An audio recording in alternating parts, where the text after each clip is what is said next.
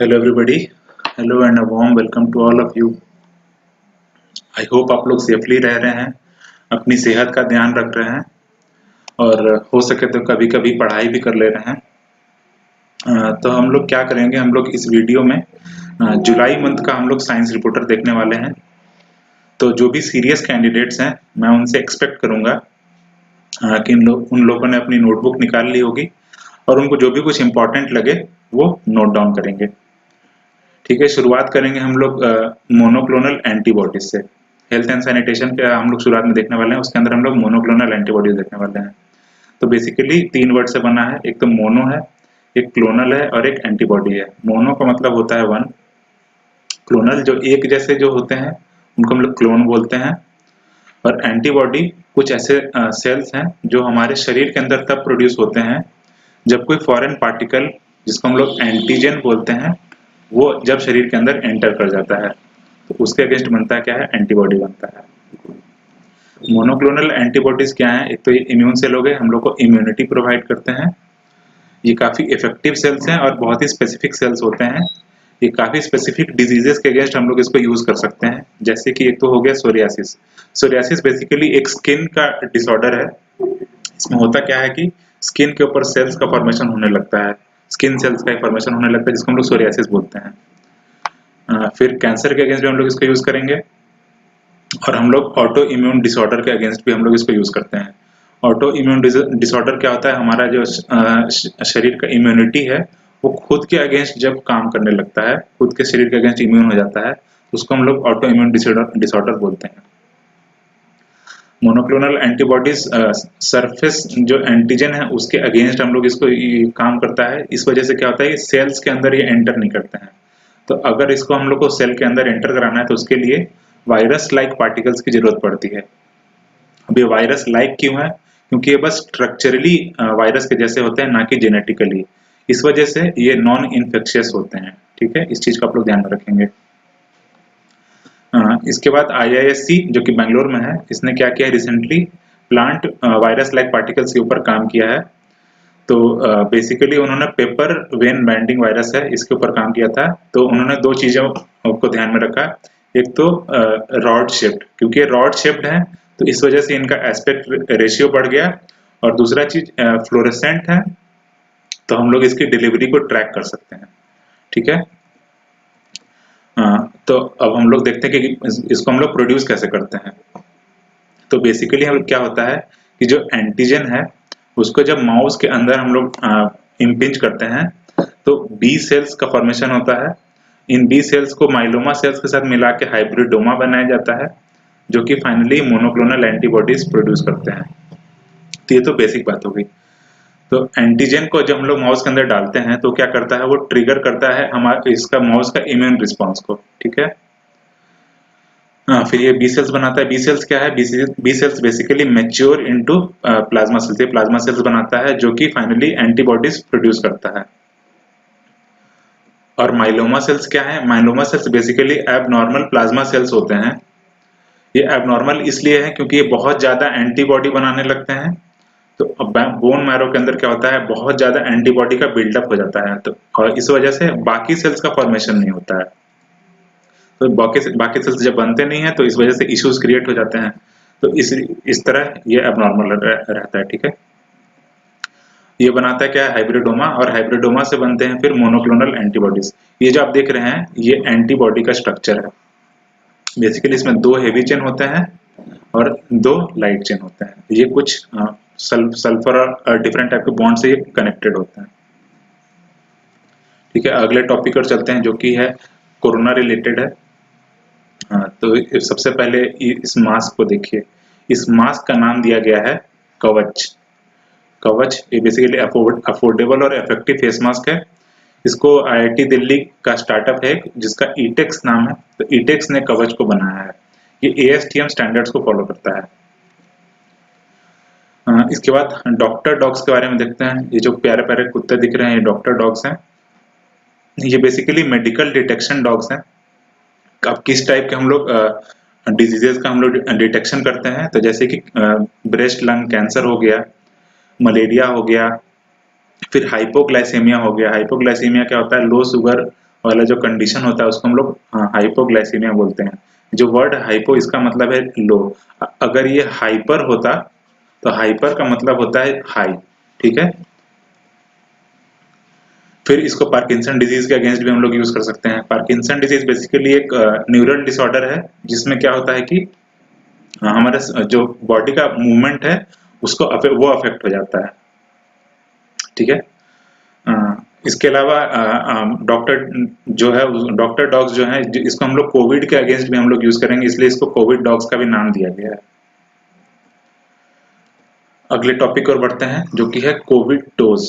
तो रिसेंटली एक नया सिम्टम पाया गया है जिसको कोविड टोज का नाम दिया गया है।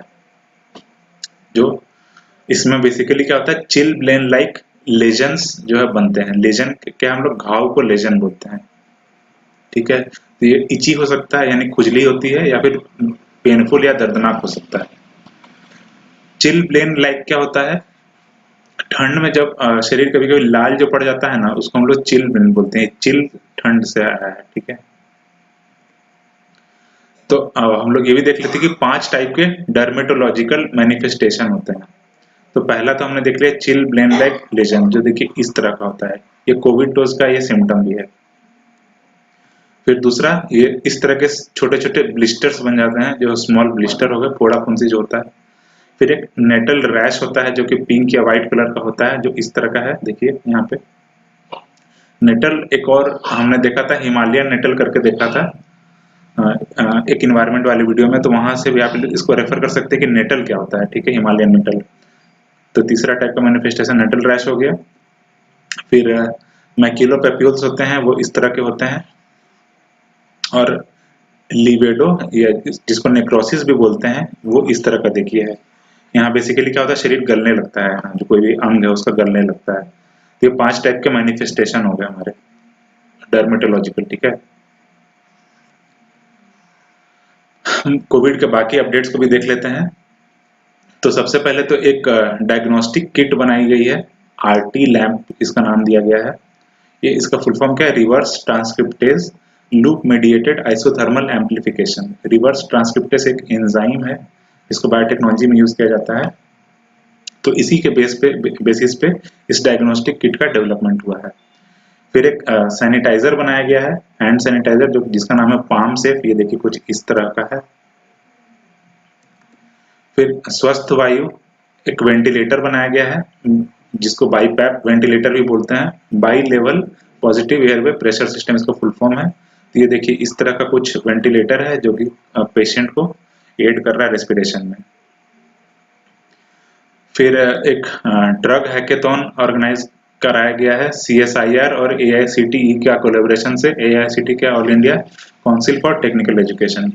तो ये किस लिए कराया गया, ताकि एंटी कोविड ड्रग्स बनाने के लिए इनोवेशन को इंक्लूड किया जाए। इसके अलावा BPDS और पोमिड। BPDS क्या है, बैटरी पावर्ड डिसइंफेक्टेंट स्प्रेयर, और पोमिड क्या है, pneumatically operated mobile indoor disinfection. तो बेसिकली दोनों डिसइंफेक्शन डिवाइसेस हैं, जो कि देखिए कुछ इस तरह के दिख रहे हैं।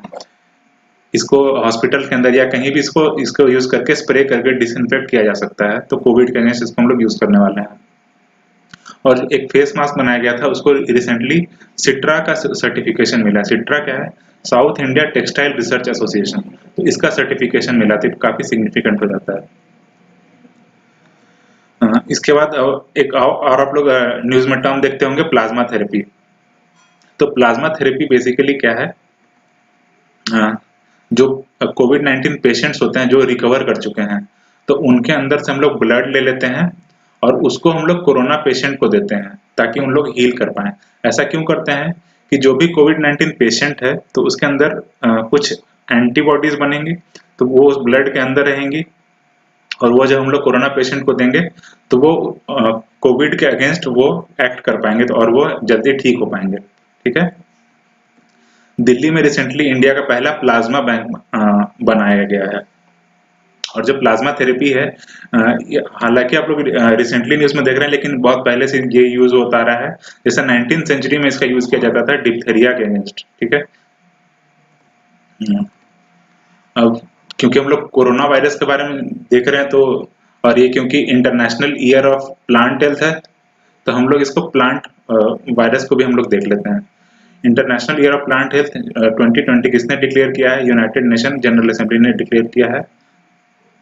थीम क्या है? Protecting plants, protecting life. हम लोग पहले भी देख चुके हैं कि उनका क्या इंपॉर्टेंस है प्लांट्स का। तो 80% फूड प्रोवाइड करते हैं और 98% ऑक्सीजन प्रोवाइड करते हैं। ये चीज आप लोग ध्यान दीजिएगा।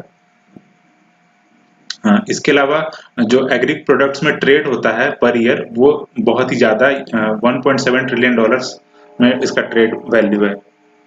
और सैड पार्ट क्या है कि 40% क्रॉप्स जो हैं वो लॉस्ट हो जाते हैं पेस्ट और डिजीजेस के लिए। तो प्लांट वायरस में क्या है बेसिकली देखिए, एक तो उसमें न्यूक्लिक एसिड होता है और उसके ऊपर एक प्रोटीन कोट होता है। ये प्लांट वायरस का बेसिकली स्ट्रक्चर है। तो न्यूक्लिक एसिड क्या, उसका जीनोम है, उसका न्यूक्लिक एसिड होगा। मोस्टली क्या होता है, ये सिंगल स्ट्रैंडेड आरएनए, जो आरएनए वो सिंगल स्ट्रैंडेड होगा। हम लोग के अंदर क्या होता है, डीएनए होता है जो कि डबल स्ट्रैंडेड होता है, ठीक है। तो इन प्लांट वायरसेस के अंदर क्या होता है, सिंगल स्ट्रैंडेड आरएनए होता है। इनका काम क्या होता है, प्रोटीन को कोड करते हैं, प्रोटीन कोडिंग जीन्स होते हैं ये, ठीक है।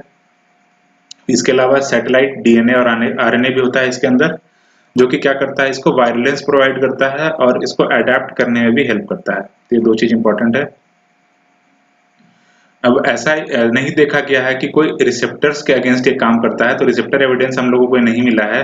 तो होता क्या है, अगर कोई वुंड है प्लांट को, तो वहीं से ये प्लांट वायरसेस जो है वो प्लांट के अंदर एंटर करते हैं। और इनका फिर ट्रांसमिटिंग कैसे होगा, ट्रांसमिट कैसे होंगे, तो अब कोई इंसेक्ट इसको ट्रांसमिट कर सकता है, या फिर कोई पॉलन ग्रेन है तो उससे फिर ये ट्रांसमिट हो सकता है। और एक चीज क्या है कि ये इम्यूनिटी को वीकन कर देता है, प्लांट के ग्रोथ को अफेक्ट करता है, प्लांट की प्रोडक्टिविटी को अफेक्ट करता है। तो इस तरह से नेगेटिवली काम करता है। इसका एक छोटा सा डायग्राम देख लेते हैं। यहाँ बेसिकली क्या हो रहा है कि ये जो देख रहे हैं प्लांट वायरस जो एंटर किया, इसने अपने जीनोम को छोड़ दिया, जो मैंने आपको बताया क्या सिंगल स्टैंडर्ड होता है। ये सिंगल स्टैंडर्ड डीएनए फिर ये सेल के जो एंडोप्लाज्मिक रेटिकुलम है, यहाँ पर जाके ये इसके अंदर देखिए, इसके अंदर ये बढ़ता है, ठीक है, रेप्लिकेट कर रहा है ये, ठीक है। और इसके बाद क्या करता है, ये दूसरी जगह फैलने लगता है।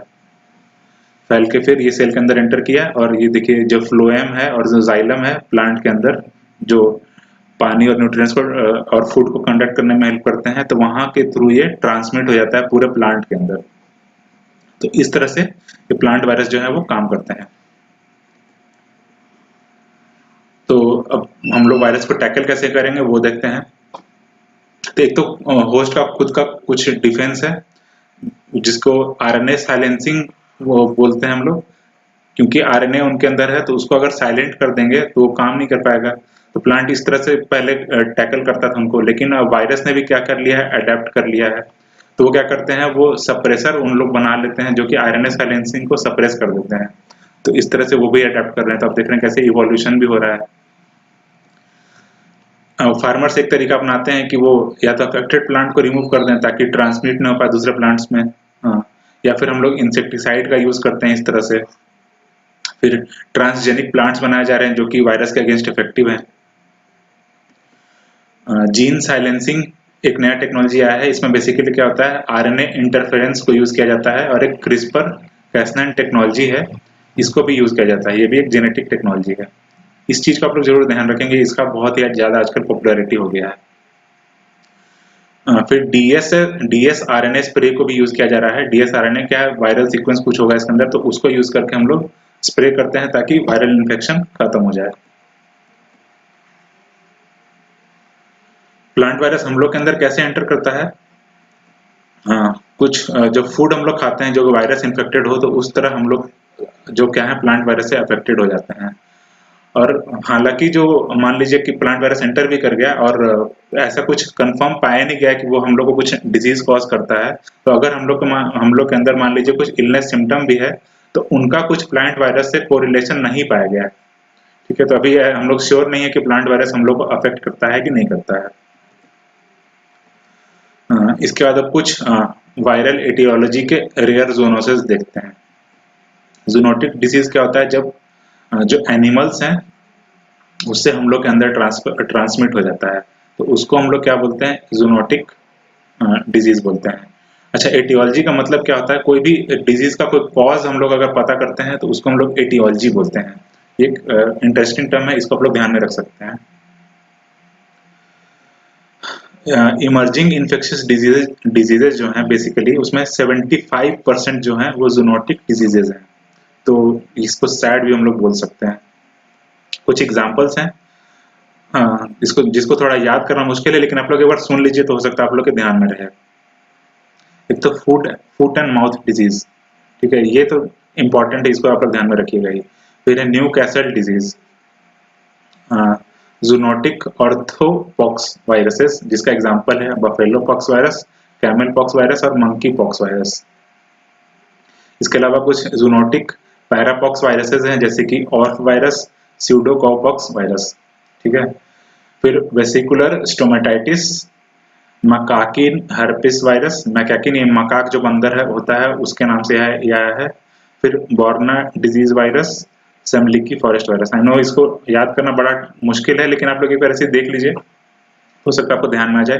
ये एक्चुअली हो क्या सकता है कि क्वेश्चन आपसे पूछ लेगा, 4 आपको ऑप्शन दे देगा और बोलेगा कि इनमें से कौन सा जूनोटिक डिजीज नहीं है, तो उस केस में हो सकता है मान लीजिए काम आ जाए। तो आप लोग कुछ कुछ चीज को ध्यान रख सकते हैं, जैसे फुट एंड माउथ डिजीज तो बहुत ही कॉमन सा है, इसको आप लोग जरूर ध्यान रखिए। फिर ये सब कुछ बफेलो पॉक्स वायरस हो गया, कैमल पॉक्स, मंकी पॉक्स, फिर मैकाकिन वाला एक है, तो इस तरह आप लोग कुछ कुछ ध्यान रखिए तो हो सकता है आप लोग काम आ जाए। सिम्टम्स क्या क्या होते हैं? तो एक तो लेजन्स बनता है। लेजन्स बेसिकली जो घाव होता है उसको हम लोग लेजन बोलते हैं। फिर रैश होता है, जो फिर फीवर होता है, एब्डोमिनल पेन होगा, डायरिया होगा, कंजंक्टिवाइटिस होगा, पैरालिसिस होगा, एंसेफेलाइटिस होगा। तो इस तरह इस सब कुछ कॉमन सिम्टम हो सकते हैं जो कि जूनोटिक डिजीजेस के हैं, ठीक है। अब वेक्टर वाले टॉपिक पे आते हैं। इसमें भी बेसिकली ऑब्जेक्टिव टाइप का ही है। तो अलग अलग टाइप के वेक्टर इंसेक्ट होते हैं। एक तो आप लोग को पता होगा एनोफिलीज मच्छर जो है मलेरिया कॉज करता है। फिर एडीज मच्छर से डेंगू होता है। सेसे फ्लाई जो है ये स्लीपिंग सिकनेस को कॉज करता है। जो बालू मक्खी सैंड फ्लाई है जो फ्लेबोटोमस, वो लेशमैनियासिस कॉज करता है। क्यूलेक्स से फाइलेरियासिस होता है। टिक से लाइम डिजीज होता है। फिर जोनाप्सिला क्योप्सिस जो कोई रैट फ्ली भी बोलते हैं, वो क्या है, वो प्लेग कॉज करता है, ये एक इंपॉर्टेंट चीज है। साइमोलियम जो कि सिमिलर टू ब्लैक फ्लाई है, ये क्या कॉज करता है, ऑन्कोसर्कियासिस, जो कि रिवर ब्लाइंडनेस भी हम लोग बोलते हैं, तो ये भी इंपॉर्टेंट है। इसके अलावा जो माइट्स है वो स्केबीज कॉज करता है।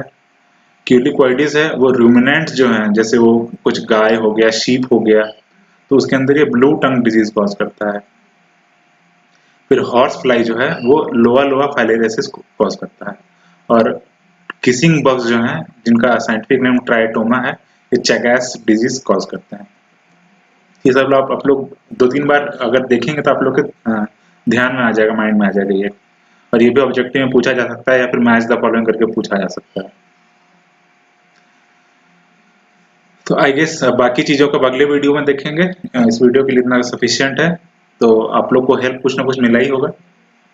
ठीक है, चलिए ध्यान रखिए अपना, अच्छे से पढ़ते रहिए। जय हिंद।